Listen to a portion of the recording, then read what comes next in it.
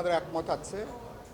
তত্ত্বাবধায়ক সরকারের প্রধান উপদেষ্টা তিনি কিভাবে নিযুক্ত হবেন, এটাই হচ্ছে গোটা আলোচনার ফোকাল পয়েন্ট হচ্ছে এই জায়গাটা। এদিক থেকে আপনারা জানেন যে আমরা 5 সদস্যের একটা বাছাই কমিটি হবে। সংসদের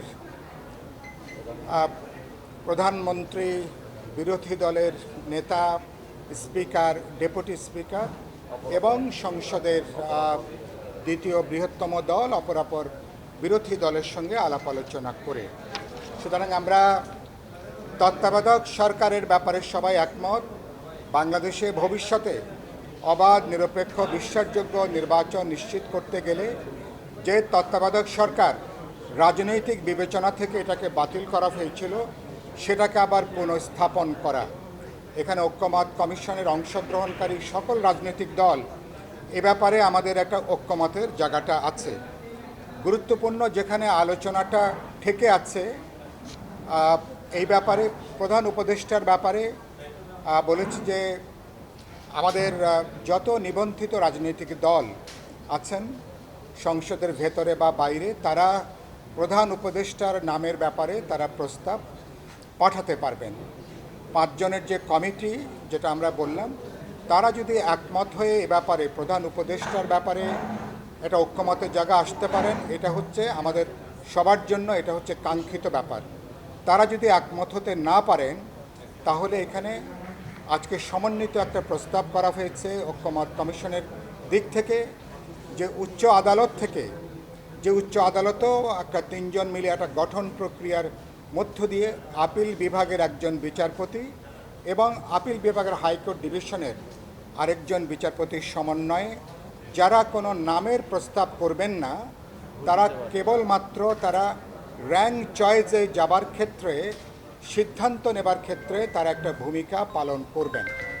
আমরা বলেছি সেই ক্ষেত্রে আমরা যেটা পৃথিবীর বহু দেশে যেটা স্বীকৃত হয়েছে, চূড়ান্ত পর্যায়ে র্যাঙ্ক চয়েসের মধ্য দিয়ে যিনি সবচেয়ে বেশি গ্রহণযোগ্য ব্যক্তি হবেন তিনি প্রধান উপদেষ্টা হিসাবে রাষ্ট্রপতি তাকে তিনি নিযুক্ত করতে পারবেন।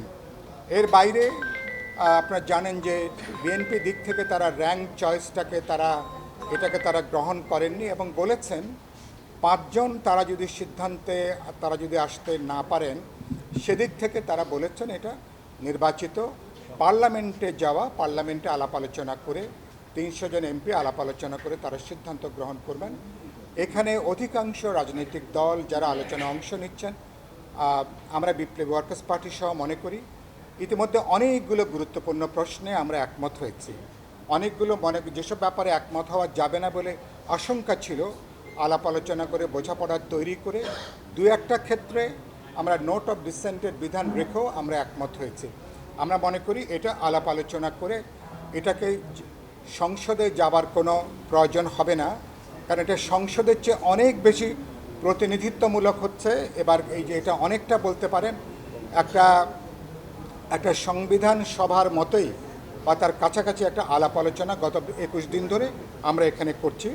এখানে আমরা মনে করি এটা যৌথ চিন্তা, একটা কালেকটিভ উইজডমের পরিচয়টা এখানে দেওয়া সম্ভব। সেদিক থেকে আমরা বলছি এই সুযোগটাকে আমরা কোনোভাবেই পার্লামেন্টকে এখানে যুক্ত করাটা ঠিক হবে না। আর সর্বশেষ তাদের প্রস্তাবের মধ্যে র্যাঙ্ক চয়েসও যদি যে কোনো কারণে এটাও যদি ব্যর্থ হয়, তাহলে ত্রয়োদশ সংশোধনীতে রাষ্ট্রপতিকে বাইরে রেখে ত্রয়োদশ সংশোধনী ফিরে যাওয়া। আমরা ত্রয়োদশ সংশোধনী যাওয়াটা কোনো প্রয়োজন মনে করি না। আমরা মনে করি যে র্যাঙ্ক চয়েসের মধ্য দিয়ে কোনো না কোনো একজন ব্যক্তিকে, যোগ্য অবশ্যই অভিজ্ঞ ব্যক্তিকে সেখানে খুঁজে নেওয়াটা সেখানে সম্ভব। শেষ যে কথা বলি, আমার বক্তব্যটা শেষ করি। তত্ত্বাবধায়ক সরকার একটা অস্বাভাবিক পরিস্থিতি। রাজনৈতিক দলগুলো এরকম সংস্কৃতি গড়ে তুলতে পারেনি এখনও বাংলাদেশে।